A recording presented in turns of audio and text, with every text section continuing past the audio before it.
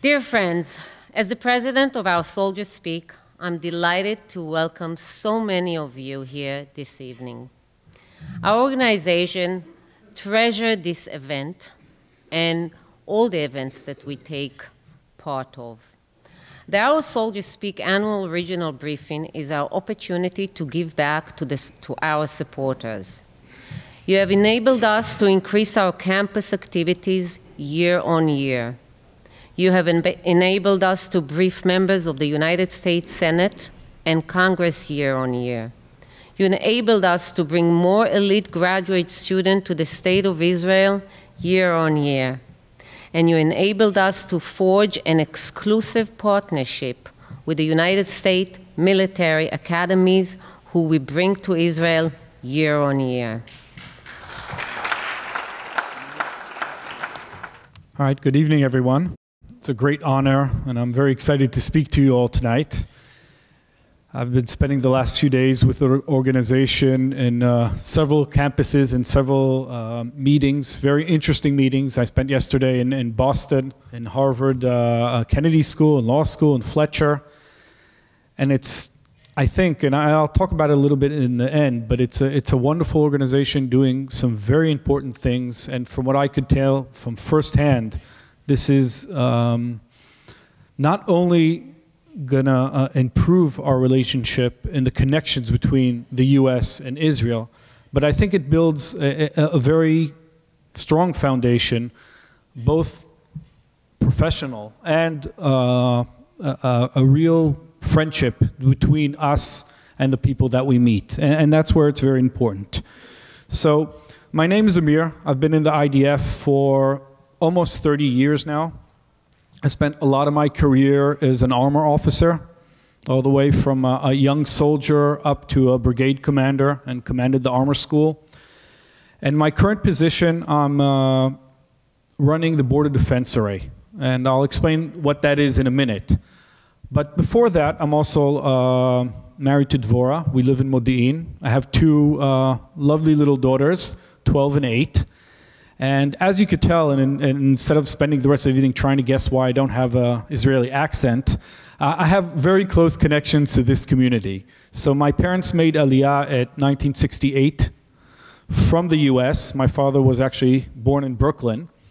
And I spent a lot of my time living, or I spent all my time living in Israel, but a lot of time between these two communities. So this is a very exciting evening for me. And as I will continue saying, I think the connection between Israel, the IDF, the US Army, the Jews here in America is something that you cannot take apart, and it mutually benefits everyone. So that's a little about me. I'm running right now a pretty new organization in the IDF. It's called the Border Defense Array, and this is one of our attempts to try to create an IDF better fit to the strategic challenges that we're facing. So border defense is something that the IDF has done for many, many years. But about 3 or 4 years ago, we decided we want to tackle this problem or this challenge in a much more professional way. We want to deal with issues like force development, new ideas, technologies, and even new units that will deal with border protection. Namely because there's a lot more threats out there. Unfortunately, although we have kind of gone back to the borders of Israel and tried to create our own villa in the jungle, as former Prime Minister Barak called it, we are still getting attacked on by many different enemies from many different borders. And in order to give some good response to that problem, we have created this array. And what I do, besides try to find new solutions to these problems, is also to create a new organization or new units that will know how to do that. So some of them will specialize in border defense, while other units in the IDF and in the ground forces will specialize in other things, like maneuver or going into the enemy territory. So that's kind of the background of what I do. Now, I've spent most of my talks here in the US trying to explain what our security challenges are in Israel. And the most important point that I try to make is that these challenges change very rapidly. So if 30 years ago I would stand here, I would probably tell you that the biggest challenge is invasion by armies into Israel. That's what it was when I was a young officer in the Golan Heights. I was worried about the Syrian army attacking Israel in a surprise attack. In the last 30 years, things have changed rapidly, both in the Middle East and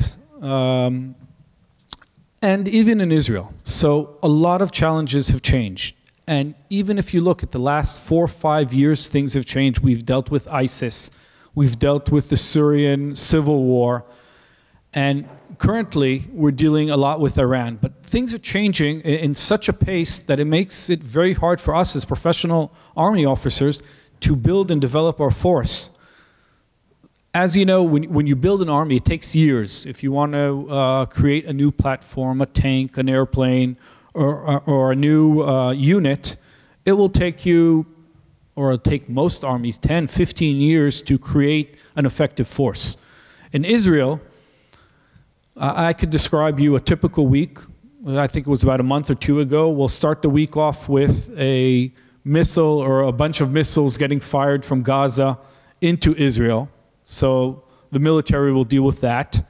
2 days later, we were foiling an attack by an Iranian proxy organization who was trying to fly suicide drones into Israel through the Golan Heights.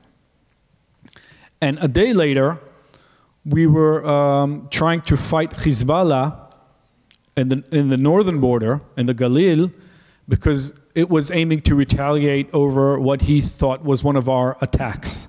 So in 3-4 days, we're moving our attention between different borders, different enemies, from a terrorist organization, Hamas, to an Iranian proxy up in the Golan Heights, to Hezbollah, which is closest definition I could give is a terrorist army, because Hezbollah have more missiles than most of the armies in Western Europe have. So moving between these borders, moving between these challenges is something that we really have to get good at. So challenge number one for Israel these days is try to figure out who we're fighting and what to prepare against, because things are really changing rapidly.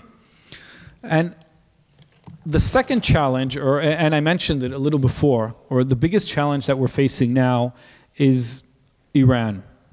Now, Iran, for whoever doesn't remember, is a country not very close to Israel. It's about over 1,000 miles away. And they're putting a lot of effort into attacking us from our borders. They're building proxy armies. They're firing missiles at us. We had, in the last 2 years, 6 attacks from Iranian forces.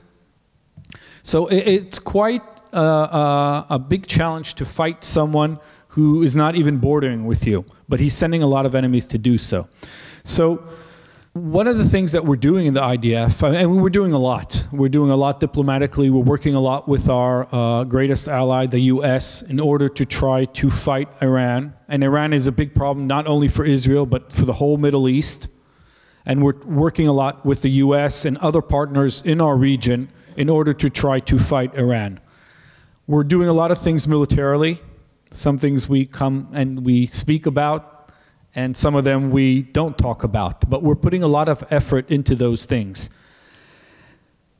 But I think the most important thing that we're doing is we're trying to train and create an army that will be able to defend Israel. So one of the things that I'm in charge of, and that's the reason that we created this new organization, is to create a multi-domain defense for Israeli borders. So we have a pretty robust anti-missile system, a lot of cooperation with the U.S., a lot of things that we do together with the U.S. military, a lot of good ideas. Some of them the U.S. military is going to buy from us, like the Iron Dome system, that the U.S. military is looking into getting assistance to protect U.S. soldiers. We're looking into defending our borders not only above ground, but also underneath the ground. In Gaza, we're creating a great obstacle to prevent tunnels. And we've already discovered over 20 tunnels that they're trying to get through. And also cyber attacks. that is something that we deal with. But I think the most important thing and the thing that I'm most proud about is the way we deal with our soldiers. And we're putting a lot of effort into getting more and more parts of the population in Israel to serve in the IDF. So in my units, in my border defense units, we have a lot of combatant female or women soldiers that are all volunteers, but we're talking about thousands of them. So in the IDF right now, there's over 5,000 women soldiers who volunteered for combat duty. We have Bedouin, we have Druze, we have a lot of different parts of the population that many times in the past we thought they wouldn't serve, but right now they're all serving together in units that I have. So, looking ahead and what we have, and we have a lot of challenges. So we also have a lot of advantages. I think Israel is a very technologically based country. We're a startup nation. We use a lot of that startup and technology ideas for defending the country. But the most important part, and I think the most interesting part of the Israeli army is its personnel. Its ability to use the people of Israel and the different parts of the population in order to defend themselves. A week ago, I was in a place that most Israelis know. We call it the Bakum. That's where you enlist for the first time. And I went to see my new recruits coming in. And there were about over 300-400 women who decided to volunteer for combat duty or for combat positions. They don't have to do that. They actually have to sign up an extra 8 months to do that. And when you look at that youth and you look at their enthusiasm and their motivation to do so, and being as old as I am, we always complain that our children, they spend too much time on their iPhones and their iPads and their computers, and they don't really care about what's happening in the world. But this is a living testimony that there's hundreds of people or hundreds of women that are willing to volunteer in order to do some good for the country. So that makes me very optimistic. And the other thing that makes me very optimistic is I think this meeting here and this gathering here and the connection that we all have together. And I've been in a lot of visits from U.S. Jews in Israel, in the IDF, and I cannot understate how important it is. And this connection, and every time that Israeli soldiers see that they have U.S. partners or U.S. Jews backing them, it really, really helps. And besides, helping us, just morally and feeling better about it, I think there's a lot of cooperation and a lot of things that we gain from this connection. So I'd like to thank you very much for your support. Thank the organization for all that it's doing. It's very important for us in the IDF. It's very important for us in Israel. So really, thank you very much from the bottom of my heart, and please continue supporting and doing everything you're doing for the state of Israel. Ladies and gentlemen, there are times when we might feel that we're alone as a people. There are times when we might struggle to find support beyond our number as members of the Jewish faith. It's out of that context that I'm particularly honored and humbled to introduce to you an exceptional individual bound for great things with a friendship for the state of Israel affixed within her heart, and it's a big heart. And with that, I turn it over to Ms. Lyla Latif, an alumnus of the Israel Law and Policy Tour 2018. Thank you. Good evening, everybody. I don't need to introduce myself anymore. I would just like to start by saying shalom. I hope I'm saying it right. Thank you. My name is Lyla. I was born and raised in Nairobi, Kenya. As a specialist, I'm a lawyer. I practice public finance and constitutional law litigation. I teach at the University of Nairobi. I'm a lecturer. And I also have certain work assignments with the European Commission and the United Nations Committee on Trade and Development. Having said that, I would just like to acknowledge the presence of the officers here and many honored guests. So I'm happy to be here. It's my very first time in New York and my very first time stepping into a synagogue. So it's really, really a blessing for me. Now, I arrived here last evening and I tried to look for a quote that would summarize and articulate my experience in Israel last year. I wasn't able to find one. Neither did Shakespeare help. So I just felt like the best way I can explain about my experience in Israel was to just talk about it. But I'm limited because if I tell you about every single day I spent in Israel, I'll keep you here for the rest of the evening, and that's not my intention. But a little bit of background. In Kenya, we don't have a lot of Jewish population, so I did not grow up interacting with the Jewish populations. The only thing I knew about Israel is what was shown to you on the television right now. That's the entire rhetoric that formed my understanding about what the Israeli state was about and what Jewish people were like. So I had a friend of mine who visited Israel, I think 2 years ago, and he had put up some pictures on Facebook, which really got me excited. And I wondered that if he could go to Israel, why can't I? And he's also a Kenyan. We were colleagues in the university together. So I got in touch with him, and he offered me the contacts of Benjamin and the O.S.S, and I got talking with them. And the next thing I know, I was on a flight going to Israel. I was pretty nervous. Actually, to be honest, I was a bit scared and anxious because I didn't know what the reception in Israel would be for a Muslim coming there. I've never been there. I was worried, should I wear my headscarf as I go there, or should I not put on my headscarf? My parents were worried about my safety and my security. They're like, there are bombs going over there, there are terrorists there, and if you go there, something happens, must you really go? And I know I was given a guarantee by the O.S.S that we would be safe, we would be secure. So I went with the full confidence of, I have all this information from the media. I have this imam sometimes in the masjid when they're talking about, on the Friday sermon about how bad the state of Israel is, trying to push back the Palestinians, and they don't want the Palestinians in the country anymore. So with all that at the back of my head, I stepped into Israel, not knowing what was waiting for me. And I just wanted to find out for myself what it truly is. What is the socio-economic reality? What are the people like? And I can tell you, in Swahili, we have a saying that says, when you look at an image, like the ones that you've seen right now on the television, it doesn't let you think. It goes directly into your heart, and it influences your emotions and your thought. So that's how it was for me, until I stepped there and I met the people, and I just had an entirely transformed thinking about everything.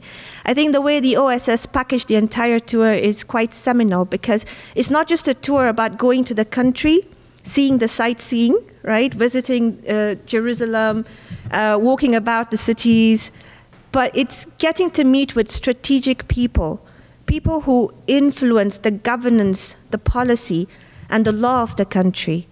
Getting to the political institutions and getting to hear about all different opinions that the Israeli politicians hold, no holds barred. They'll tell you as it is, right? There's no sugarcoating there. So you get to hear the different opinions that are there. You go to the judiciary and you get to hear how the judiciary runs its entire judicial structure. And I sit back and I ask myself, this is a well-ordered, functioning society, and the only image we get about it is war.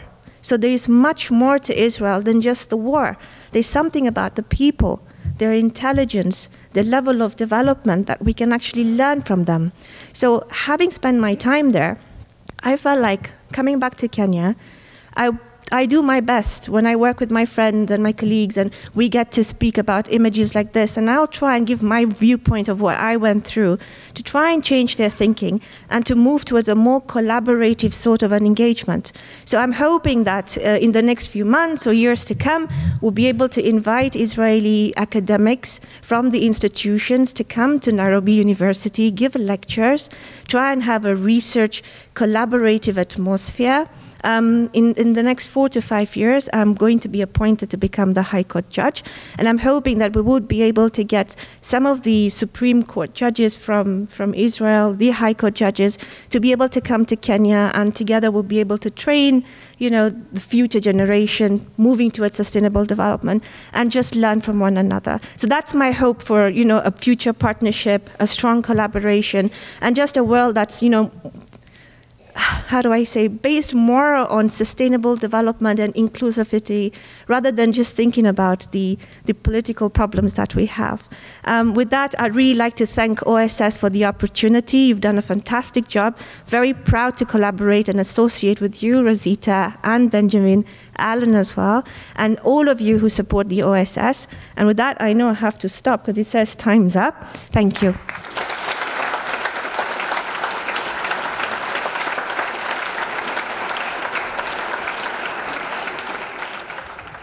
Thank you all very much for having me here this evening.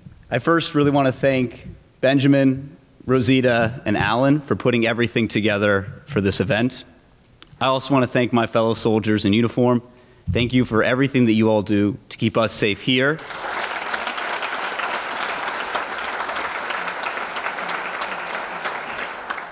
Here in the United States, and then also the rest of the world. And also, I really would like to thank Lyla. As I'll talk about here in a little bit, I was involved with a lot of pro-Israel advocacy in law school and before when I was an undergraduate student. And I'd been talking to a lot of different pro-Israel organizations, and all of them do fantastic work and are really doing their best to advocate for the values that we all share, those of us in this room. But Lyla, it was your speech in the video that O.S.S. put on the application that really sold me on this program and this trip. Because somebody with your background, somebody of your caliber, was an organization that I wanted to be a part of, and I feel very lucky that I got to see you speak and meet you here today.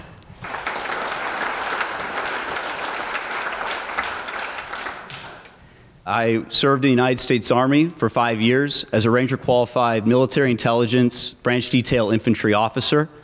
During my 2014 to 2015 deployment to Kabul, Afghanistan, I served as the military aide to the Brigadier General in charge of NATO's rule of law mission.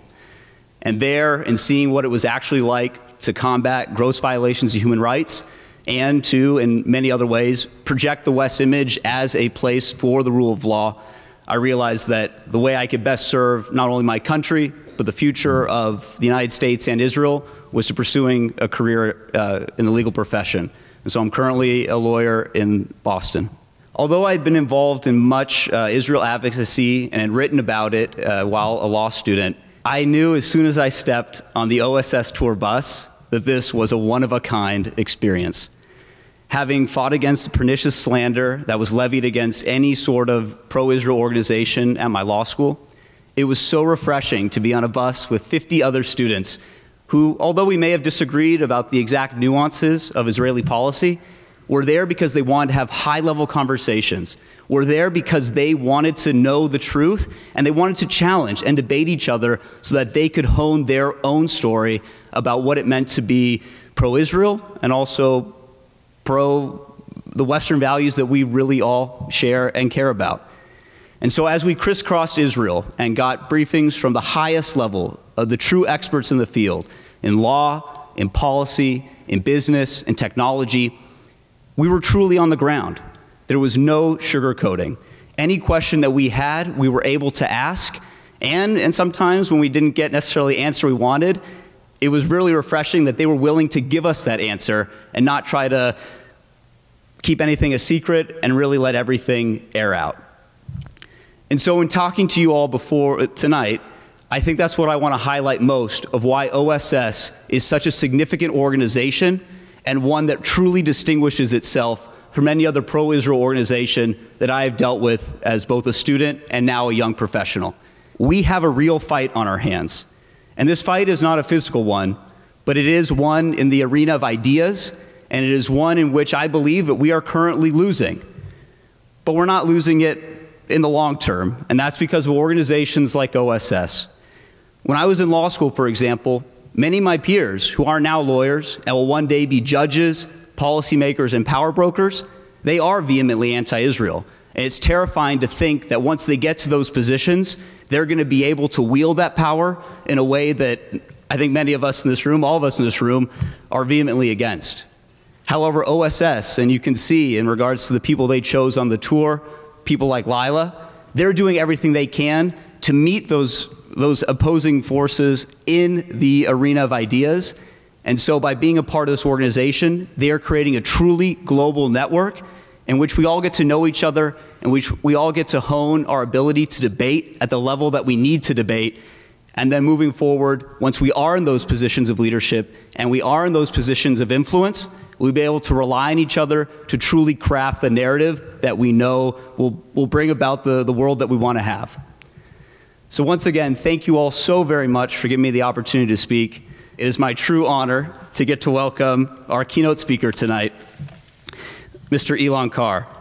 Mr. Elan Carr is the Special Envoy to combat and monitor anti-Semitism. And thank you, sir, for being here this evening.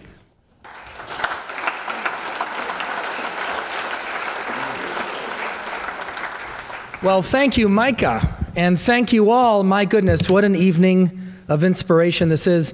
Benjamin, Rozita, O.S.S., you've outdone yourselves. That's saying a lot, because you never fail to put together programs that move and touch and prompt us to think and prompt us to take action, most importantly. And with that, I have to begin by saying, Lyla Latif, what an inspiration you are. Thank you so much. You know, you give us hope. And I want to thank you for your words tonight and for everything you do to make our world a better place. We're lucky to have you.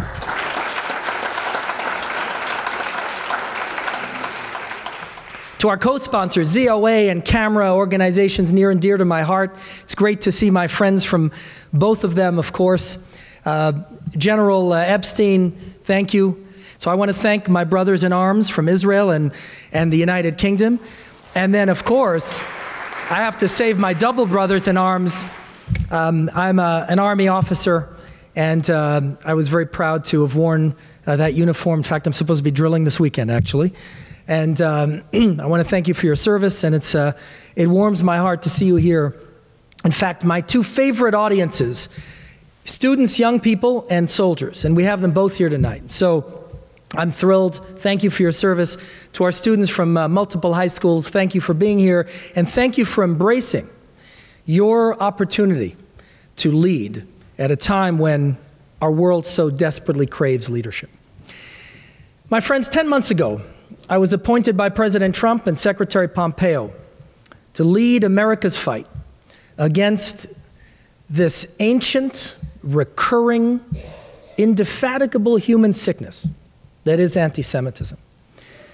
I take this position at a time of staggering growth in anti-Semitism throughout the world. Jews are being attacked on the streets. The internet is boiling over with anti-Semitic venom. The UN, well, is the UN.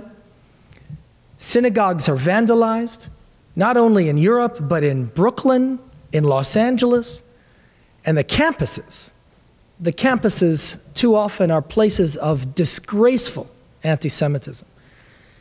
1 month ago, on October 27th, I arrived in Halle, Germany, to visit the site of the Yom Kippur synagogue attack. And I chose that date not accidentally. October 27th, the day of my arrival there, was the one-year anniversary of the murders at Pittsburgh's Tree of Life Synagogue. And it was the 6-month anniversary to the day of the murder of Lori Kay, who was killed at Chabad of Poway, at whose funeral, by the way, I spoke. And I chose that date to arrive in Halle to make the point that the rise in anti-Semitism we're seeing today is not a German problem or even a European problem. It is a global problem that requires nothing other than a focused, determined global solution. And so what is going on? Where is this coming from? How is it the case that 75 years since the end of the extermination of the Jewish people in Europe, we're seeing this happen? Hitler was reported to have said notoriously in his last days that in a matter of 100 or 200 years, this will all be forgotten and they'll be back to killing Jews. Are we really going to prove that Hitler overestimated the bloodlust of this indefatigable hatred? The sources of this rise in anti-Semitism are three: the extreme right, the radical left, and militant Islam. I want you to think about that for a moment. The ethnic supremacist right, the radical left, and militant Islam, these are three groups, three ideological camps that should hate each other more than they hate anything else on earth. And yet they're united by their hatred of the Jewish people. And united also, I would argue, no less importantly, by the fundamental incompatibility of their values with everything on which the United States of America, the United Kingdom, and so many other countries in the world have been built. And so this is truly the fight of our age. The anti-Semitism of the ethnic supremacist right. This is the anti-Semitism of far-right political movements in parts of Europe, of torchlit marches in the streets, marches that wave red banners with sharp black objects on them, reminiscent of days from which we thought we had long graduated. This is the anti-Semitism of the far right in so many countries. This is also the anti-Semitism of vile, venal chat rooms in the dark web that express hatred, really of everybody, unlike them, but most of all for the Jews. The anti-Semitism of militant Islam is, of course, not new to us. It results from indoctrination beginning in schools throughout the Middle East of children. Indoctrination of children, by the way, putting aside of what that means for the Jewish people. That's nothing other than mass child abuse. To teach children, innocent children, to hate others is despicable. But what it produces is a population indoctrinated in Jew hatred. The chief source of violence against Jews in Western Europe today, and as you point out in the United Kingdom, is a radicalized militant Islamic population. Now that, of course, is not all Muslims and not all Arabs, but those who have been radicalized are the chief source of violence. I want to spend a few moments talking about the third source, and that's the anti-Semitism of the radical left. And the reason why I want to speak a little bit at greater length about that is because while everybody is clear what neo-Nazis are, nobody is confused what that represents. But when it comes to the so-called new anti-Semitism, the anti-Semitism that dresses itself in the fig leaf of anti-Zionism and Israel hatred, well, suddenly there's hand-wringing. Suddenly there's confusion. I just returned from Europe, and sometimes with my counterparts, I would raise the issue, and I'd get, well, it's complicated. Well, I'm here to tell you it's not complicated. Very, very simple. It's good old-fashioned Jew hatred is what it is. Except instead of aimed at the Jew down the street or the Jew in the community, it's aimed at the Jew among the countries. In fact, there's nothing new about the new anti-Semitism. Every single manifestation of classic anti-Semitism is duplicated precisely in the so-called new anti-Semitism. Blood libels. Blood libels then, blood libels now, as Israel is accused of genocide, of being an apartheid state, even, as I have heard and even read in print, infecting Palestinian children with viruses. Blood libels then, blood libels now. The same rhetoric. Famous philosopher in France, Alain Finkielkraut, was recently called a dirty Zionist, as though the substitution of a word might confuse us as to what is actually meant. Same rhetoric then, same rhetoric now.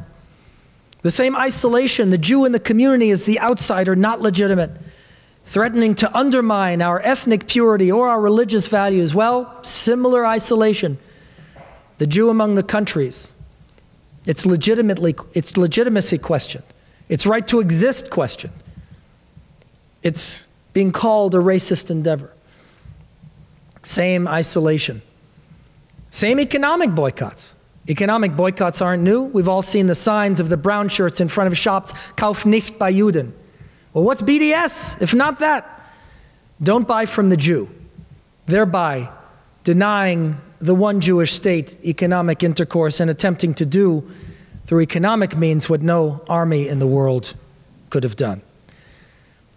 Also the same is the obsessive, pathological, insane focus on its target. Anti-Semitism has always been like that. Let me tell you a story. A kid at a top university in the United States gave me the answer sheet to his math class. I still have a copy. It says, you know, the derivative of so-and-so is such and such, the integral of such and such, so-and-so. And then it says, another day in the occupied Palestinian territory, Zionist forces murdering children. And then it goes back to math. The kid who gave this to me, in a voice reflecting utter exhaustion, said, in math class, I can't even escape this? Even in math class? That's right, even in math class. Because like the anti-Semitism of the ages, this so-called new anti-Semitism is just as insane, just as maniacal, just as focused on its target. And finally, a critical similarity is the blaming of the Jew for the anti-Semitic response. It's as old as anti-Semitism itself. Do you know that even Kristallnacht was blamed on something a Jew did, and no blood and matzah this time, something real. It was blamed as a response to the assassination of a German diplomat by a Jewish kid, Herschel Greenspan. But just because the Nazis claim that that's why Kristallnacht happened doesn't mean we're so naive as to believe it. We understand with total moral clarity that Kristallnacht was part of the strategy of Nazi Germany to eradicate the Jewish people. We're not confused about it. But when it comes to the new anti-Semitism, that similarly always blames the anti-Semitic response on something Israel does, there's confusion. What does Israel do? Well, could be anything. Could be something fictional. Could be something real, by the way. A military operation here, a building project there, something Prime Minister Netanyahu said, something Prime Minister Netanyahu didn't say. But we should be morally clear and entirely unconfused that although the anti-Semitic orgies that we see against the state of Israel are blamed on something Israel does, it has nothing to do with anything Israel does. It has everything to do with what Israel is. And so there's nothing new about the new anti-Semitism. And in order to fight anti-Semitism, we have to fight it in all its forms. When you leave 2/3 of a tumor untreated, or even 1/3 of the tumor untreated, the patient doesn't have a good chance. And so it's all or nothing. We've got to fight all of it. I don't distinguish between the anti-Semitism of the right, of the left, or of Islam. Jew hatred is Jew hatred, and we've got to confront it. Lest anyone think that the anti-Semitism of the campus, which is typically the anti-Semitism of the left, is something that's relegated to that other world, the student world, not our world, but that campus world. Let me tell you what's going on. A recent survey done of Jewish university students in the United States shows that Jewish students are less supportive of Israel today than ever before, more inclined to identify with Israel's enemies than ever before. And in every Christian evangelical conference, the topic of discussion is we're losing our young people. We're losing our young people on Israel. A British Labour MP, with whom I just had the pleasure of appearing on a panel, said to me in a meeting that has to count as the most hair-raising that I've had in the last 10 months, and that's saying a lot. This British MP who walked out of the Labour Party said to me, this disaster we have in England all started on the campuses. We did nothing because they were only students.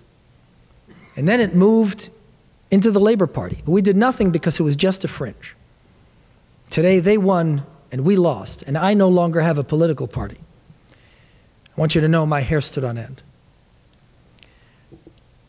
Now there's a lot of bad news out there, but I would be remiss not to end my remarks with some good news, because there's also good news. Because of this rise in anti-Semitism, a lot of good people in the world are genuinely appalled and determined to fight this with everything they've got. And we're seeing real results. Let me just give you a few examples. In the EU, thanks to anti-Semitism coordinator for Europe, Katharina von Schnurbein, there's an agreement between the EU and internet companies where anti-Semitic postings are taken down in 24 hours. In Ukraine, a country where the collaboration with Nazi Germany was so profound that their own police were basically Einsatzgruppen. In Ukraine, not only was a Jewish president of the country elected, but during the campaign where he ran against the incumbent sitting president, his Jewishness never came up. Not once did it come up in that election. In Germany, there's not only a federal anti-Semitism coordinator, but they have federalized the fight against anti-Semitism. 16 separate German states each have anti-Semitism coordinators that fight anti-Semitism on the ground where the rubber meets the road, education and law enforcement. I just attended law enforcement conferences, bringing together law enforcement officials of 7 German states that came together to discuss fighting hate crimes. And then there's the German Bundestag that voted. The German Bundestag voted that BDS, the global movement to boycott Israel, is anti-Semitism. So says the German Bundestag. In fact, they voted that it is reminiscent of the Juden boycotts of the 1930s. In France, at every single police academy in the country and at every single prosecutor and judges academy in the country, cadets are trained on hate crimes and on anti-Semitism. And just yesterday, actually just today, the French Parliament, the National Assembly, voted by a margin of 2/3. 2/3, by the way, Everett Dirksen, Senator Everett Dirksen once said 2/3. You can't get 2/3 for a Mother's Day resolution. The French Parliament just voted by a 2/3 majority that anti-Zionism is anti-Semitism. So says the French National Assembly. In the United Kingdom, anti-Semitism has become a central key issue. And finally, the UN, where it's hard to find good news. In the UN, Special Rapporteur Ahmed Shahid published a report so astounding and so fair on anti-Semitism. As I read it, I had to flip back to the first page to make sure I was reading the right document. It's a model. But then finally, 2 last pieces of good news, and that brings us back to O.S.S. 2 last pieces of good news in our global fight. One is the United States of America. The most philo-Semitic country in history is now led by an administration focused in unprecedented extent on the fight against anti-Semitism. President Trump calls anti-Semitism a vile poison, and in every action this administration has taken, most recently to correct the injustice of calling Jewish communities in the disputed territories war crimes. This administration corrects injustice after injustice, recognizing Jerusalem as the capital of Israel, recognizing Israeli sovereignty in the Golan Heights, closing the PLO office in Washington, defunding UNRWA, defunding the pay-to-slay program, removing occupied territories from the State Department human rights reports, and the list goes on and on. And then finally, the last piece of good news is the existence of the State of Israel and its remarkable armed forces, the IDF. I attended the first official American delegation to March of the Living, and as I went through Auschwitz-Birkenau, that place of death and hell, I saw something that I will never forget. I saw maybe 2 or 3 squads of IDF soldiers in uniform. And everybody who saw this could not help but have tears well up in our eyes as we saw these young soldiers representing Jewish self-determination and the capacity of the Jewish people to defend itself in that place. We all understood how history would have been different had that uniform been around 76 and 77 and 78 years ago. And so the State of Israel is the last piece of good news. And just as those brave men and women of the IDF who protect not only the State of Israel, but the people of Israel, the Jewish people, who fight bayam ba'avir bayabasha, as the prayer goes, just as those young people fight for the Jewish people, so too does O.S.S. fight for them, for their good name, for the moral decency of that army, for the concept of purity of arms and adherence to international law. And when anti-Semites seek to hang new blood libels on the State of Israel, O.S.S. is always there to tell the truth and to stand for justice and to fight for those who fight for justice. And so I want to thank you for your wonderful work, Benjamin, and all of your great leaders, professional and lay. And I want to wish you all the very best, Chazak u'Baruch, as you work to make our world a better place. Thank you so much.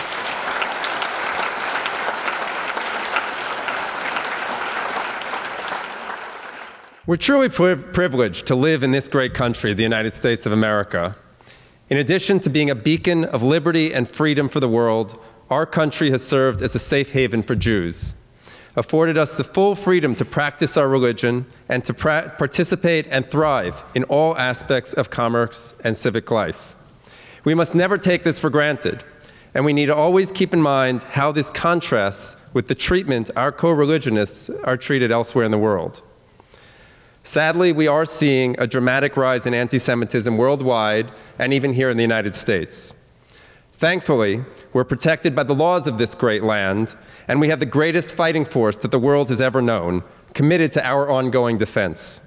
And we owe an everlasting debt of gratitude to the members of our armed forces that risk their lives to protect us and our way of life, and without whose efforts our freedoms would be lost. It is critical that we convey to our children and that we remind ourselves not to take our freedoms for granted.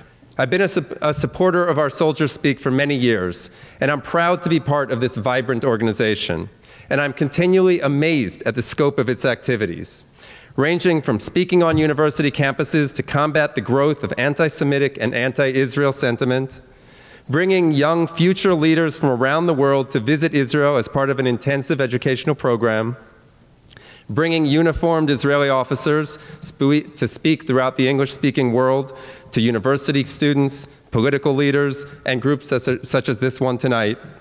And finally, bringing the finest members of the United States Armed Forces to visit Israel, where they can see for themselves both the challenges she faces as well as her incredible strengths, and to learn how much is shared in common between the Holy Land and this land that we love. I am humbled by the opportunity to introduce our next speaker, whom I was fortunate to first meet when I visited West Point Military Academy along with Benjamin Anthony and Rozita Pnini. It really warmed my heart to see the personal relationship that Benjamin and Rozita have established between Our Soldiers Speak and the United States military, and to personally hear from U.S. officers and cadets of the tremendous impact of their traveling with O.S.S. to the State of Israel. To all the men and women of our United States Armed Forces, I cite from the Jewish prayers on your behalf, and I call on God to grant you success in all of your endeavors and to strengthen and invigorate you in your noble duty. And now, it is my honor and privilege to call up a major in our armed forces, a veteran of multiple tours of duty overseas, and a current faculty member at the proud West Point Military Academy, a true American hero and a friend. Zach, can you please come to the podium?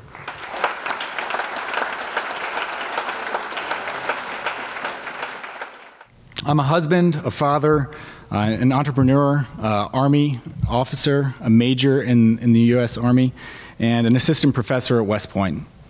For the past 2.5 years, I've been teaching cadets and interacting with them in a variety of settings. One of those unique opportunities was on the annual trip that O.S.S. sponsors for our cadets.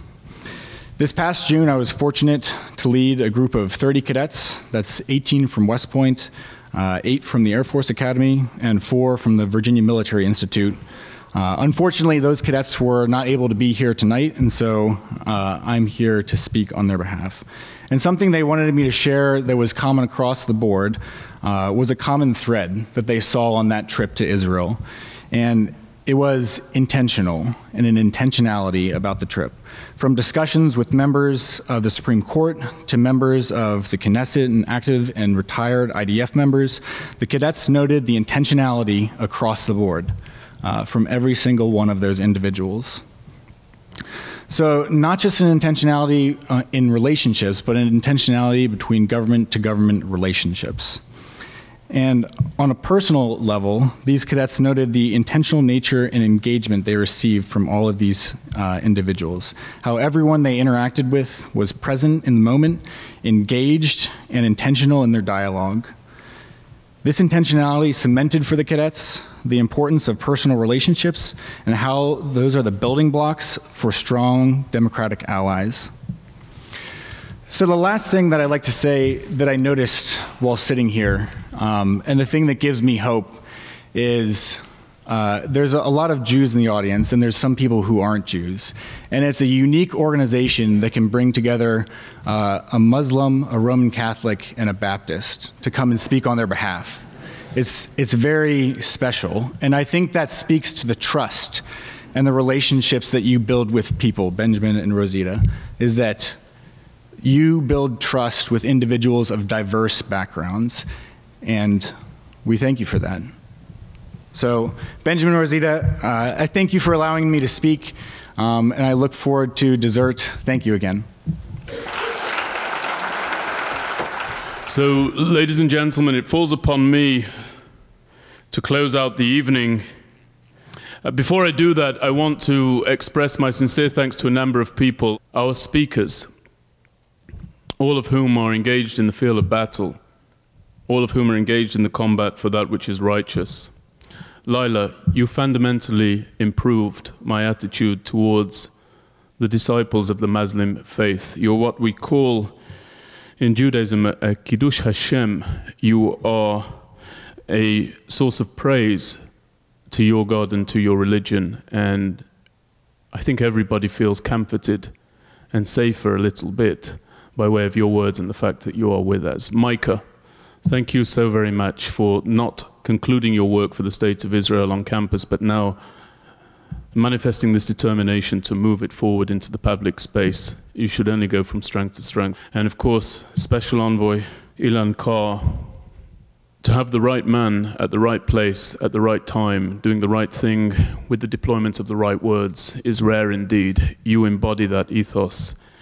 And everybody here in the United States who sees the climb of anti-Semitism recognizes not only the tragic nature of the fact that your position has to exist, but the glorious reality of you being there, standing in the gap and pushing back in the defense of the people in the State of Israel. And to conclude, of course, a Brigadier General in the Israel Defense Forces who has given the best of his time, his life, his talents to defending all of our borders, all of the borders of the land sworn unto our forefathers by God, and who does so with such aplomb, such professionalism, and such clarity, and has only landed here on Saturday night, Motzei Shabbat, and already has managed to learn the English language to a degree that he sounds like an American. We're absolutely amazed by you and all that you've brought to the table.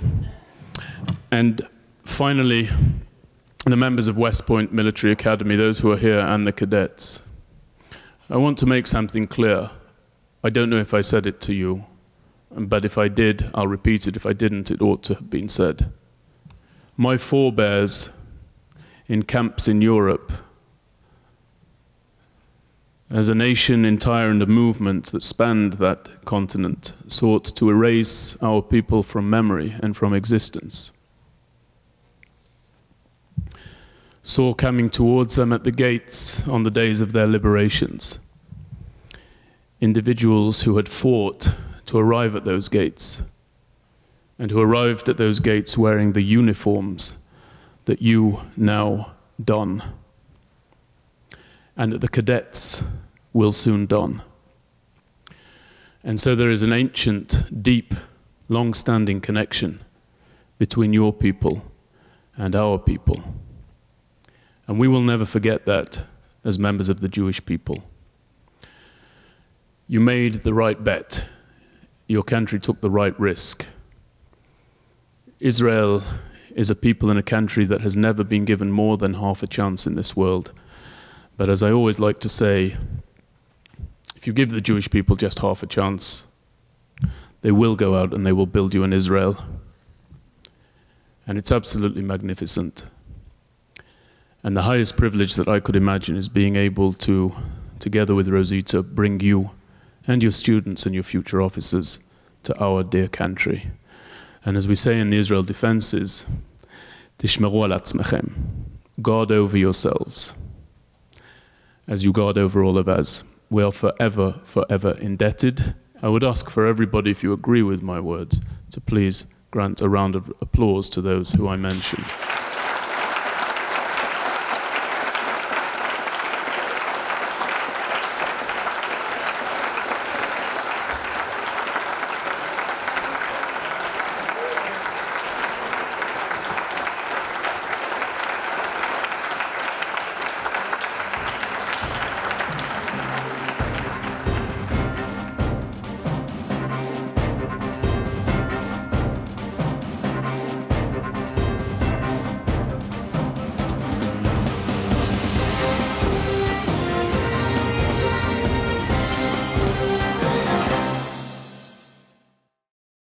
We would be pleased to send a complimentary DVD of this program to anyone who wishes to support JBS with a tax-deductible gift of $36, double high or more. And we're especially pleased to remind you that thanks to a generous matching gift from the Cayley family, every new or increased dollar you donate to JBS will be worth double to JBS. Simply visit the JBS website at jbstv.org and click on the Donate button to make a donation by PayPal or your credit card. And please, indicate the program for which you would like a DVD. Or you can send your tax-deductible check to JBS, P.O. Box 180, Riverdale Station, Bronx, New York, 10471. And again, please remember to indicate which program you would like to receive with our compliments. And we thank you for your kind support.